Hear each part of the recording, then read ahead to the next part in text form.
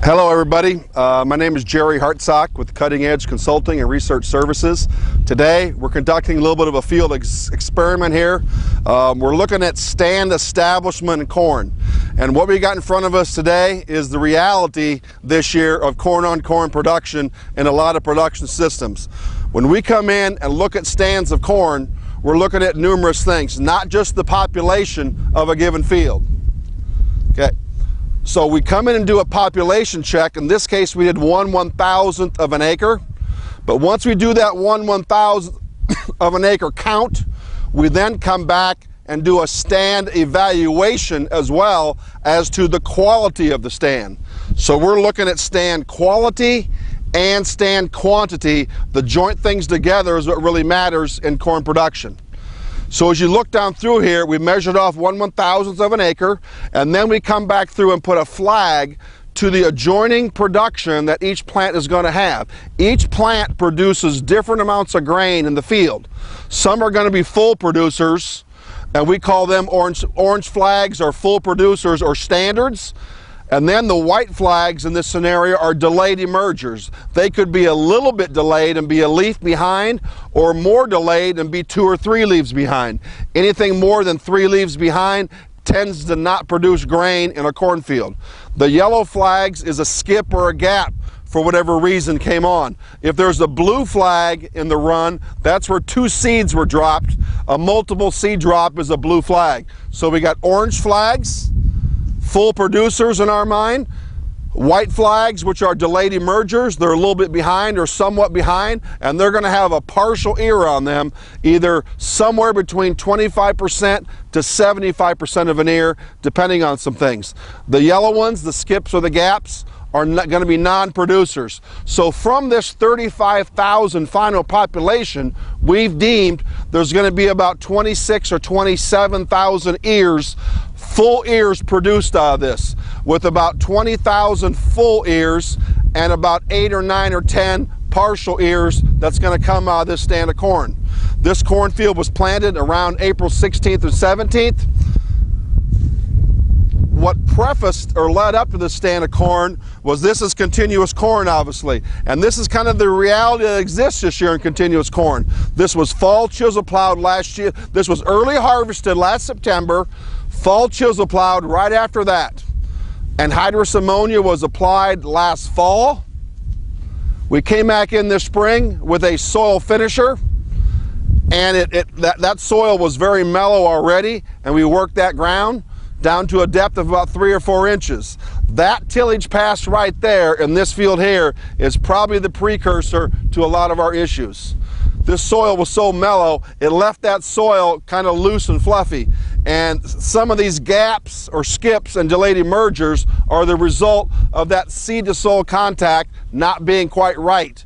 Also, the moisture content. We believe we lost some moisture content, and there was partial moisture that seed imbibed to get started, and in some cases it lost that moisture supply.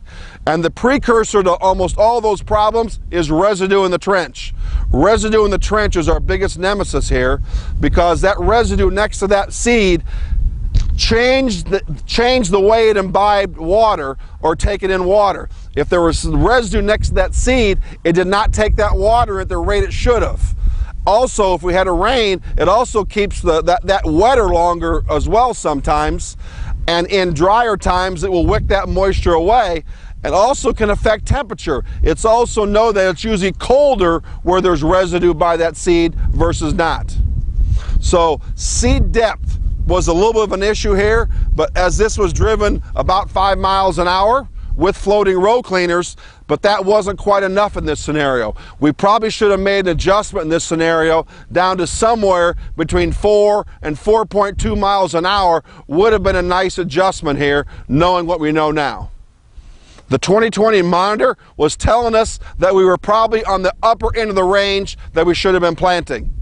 The 2020 monitor probably would have said more like 4.2 would have given us a little better ride and a little better seed to soil contact and led to more producing plants out here. We're going to dig in some of these areas here. You'll see the residue that still exists in the trench that was part of the culprit that led to some of these delayed emergers and skips or gaps in this profile.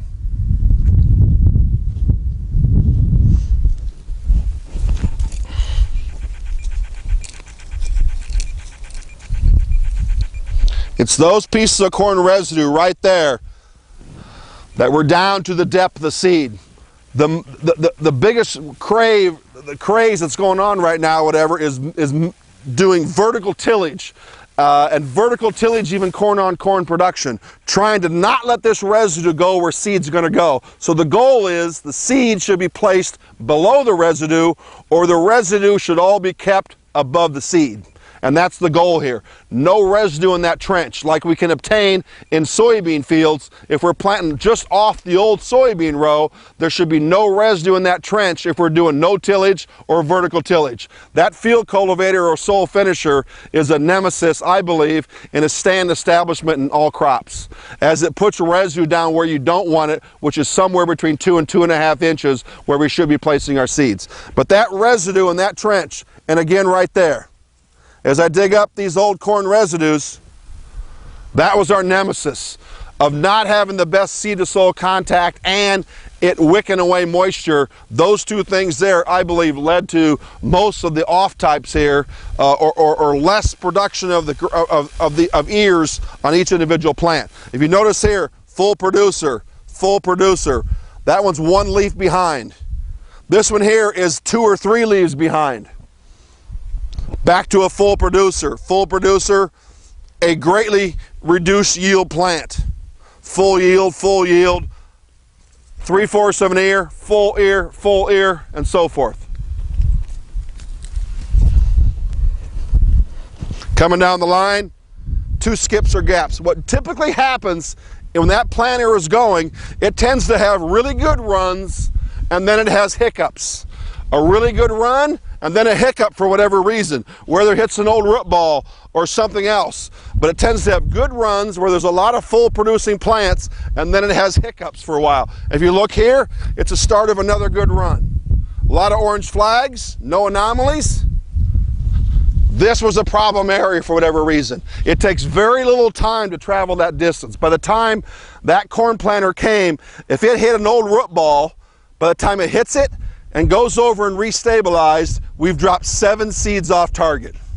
So combine that across this field of hitting pieces of residue or clods, you can see how precise it has to be for everything to come up over a short amount of time. Once things starts to emerge, you want them to come up over a 24 to 36 hour period, let's say, once they start to emerge. That's where the full producers usually come from. So again, skip or a gap, probably residue in the trench or something else. And obviously, no bag of seed is perfect. There's always some imperfections in a bag of seed. So even if it has a 98 warm germ and a 95 cold germ, there still is a potential for a few seeds to not germinate or not make it to harvest on some things. So between that and the planter, or more importantly, the planter setup with preparatory tillage, I believe that preparatory tillage pass is what's taking us backwards more than anything else, by using sweeps or shovels on that tool. Where the true vertical tillage tools, and there's really only a couple of true vertical tillage tools, the Great Plains Turbo Till is one of those, the Kraus Accelerator, the Salford, are some of the very few real vertical tillage tools that exist out there, because some of the others are actually doing horizontal tillage, more so on a disc frame and doing too much tillage in some cases. So if you notice here, there's no doubles in this row. Metering was not the problem here. It was spacing, it was depth control. Because this environment and seed to soil contact was probably our precursor. This thing was metering single seeds all the way along. And we probably dropped closer to 38,000. This field is variable rate planted. So in this A zone right here, we tend to be dropping 37.5 or somewhere around there. And we got a 35,000 final, and that should be good news. But the bad news is we're only going to produce probably 27 or so thousand full ears out of this, with 20,000 full ears and about 9 or 10 partial ears out there, equating to the other part of that formula to determine yield. I still believe this field is going to do very, very well. This field has a history of top-end production. And with a little bit of luck, this thing is very well fed with starter fertilizer and 3 forms of nitrogen that we promote here on some things, but better accuracy at planting time would have made a big difference on yield. My guess is we could have improved yield by 30 or 40 bushel by making some tweaks of backing off by 1 mile an hour on planting and doing a different preparatory tillage and leaving it more firm and less residue in the trench. Okay? Tools of the trade.